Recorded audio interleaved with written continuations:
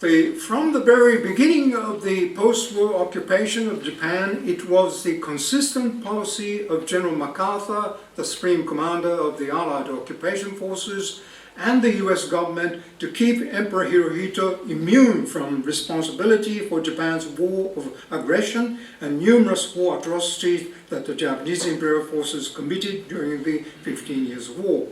This was because they wanted to use emperor system, particularly Hirohito's authority, to control Japan as smoothly as possible and prevent that the infiltration of the rapidly growing communist ideology into Japanese society.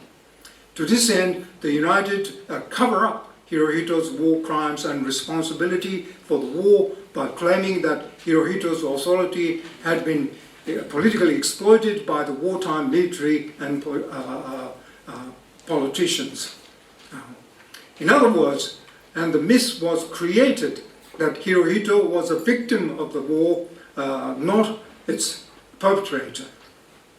Since the head of the state was presented as a victim of the war and a peaceful person, it was not surprising that the majority of the nation also saw themselves as victims of the war. The Japanese victims of the American firebombing and atomic bombing, as well as some anti-nuclear organizations, have therefore focused exclusively on the damage done to themselves, paying little attention to the various atrocities committed by the Japan in its ways of aggression in the Asia-Pacific region. Its colonial rule in Korea and Taiwan, to which Japan turned a blind eye.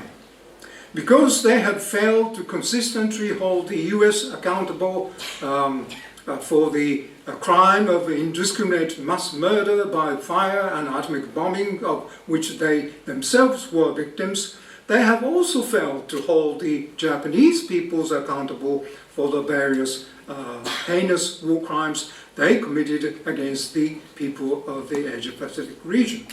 This was created a vicious cycle of the double irresponsibility in which we Japanese have failed to take seriously our own responsibility for the atrocities committed by our ancestors, and therefore have failed to consistently seek the responsibility for the heinous war crimes committed by the US against us. So, because of such a vicious circle of Japan's double irresponsibility, Japan is always unable to gain the trust of other nations and thus unable to establish peaceful relations with them.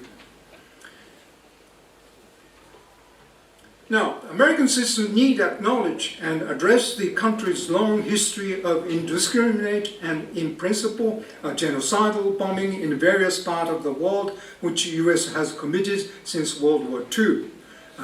Korean War, Vietnam War, you name it, Iraq War, Afghan-Iraq War. Now, so it is imperative that the nation's citizens acknowledge the fact that their country has committed heinous crime against humanity in the form of indiscriminate aerial bombing, resulting in the deaths of millions of civilians around the world over the past several decades. It is imperative that the United States government take action to stop this egregious violation of human rights in the name of protecting democracy and freedom. It is also imperative that the government discourages other nations, such as Israel, from engaging in similar action.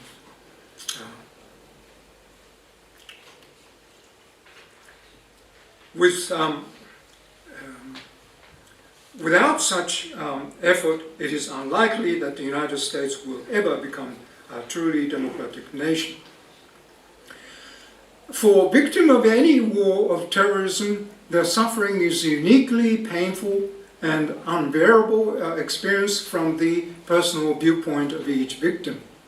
In order to make other others understand one's own physical and psychological pain as a war victim, one must try to understand the similar grief of others, in particular of the victims of the atrocities committed by the people of one's own nation, through experiencing and internalizing their pain as one's own. In other words, it is important to go through the psychological process of remembering it as if it were one's own experience. The sharing of memories by people of different nations seems to be one of the most effective ways to invalidate the official historical memory which always justified the war conduct of the state power. In other words, relating to one's own painful experience only as a victim does not generate hope for the future. Such one-sided recollection cannot be widely shared and passed on to others beyond a certain time and space, and so it fades away sooner or later. As Bernard Shaw stated, our recollections should have a sense of responsibility for our future. To achieve this goal, it is necessary to make full use of our moral imagination, in particular the use of symbolic representation of memories of war through various forms of culture such as drama, performing arts, films, literature, artwork, and the like seems to be an effective way of generating such a positive and constructive imagination.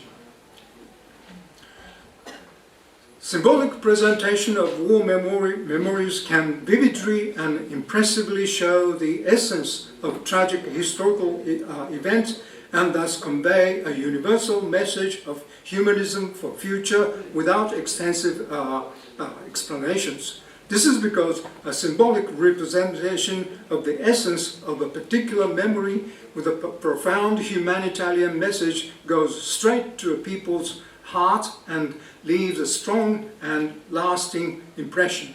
It does not require intellectual explanation. To pass on the memory, it is not necessary to express in words. What is important is that it impresses and moves peoples and makes them want to pass the message on to others.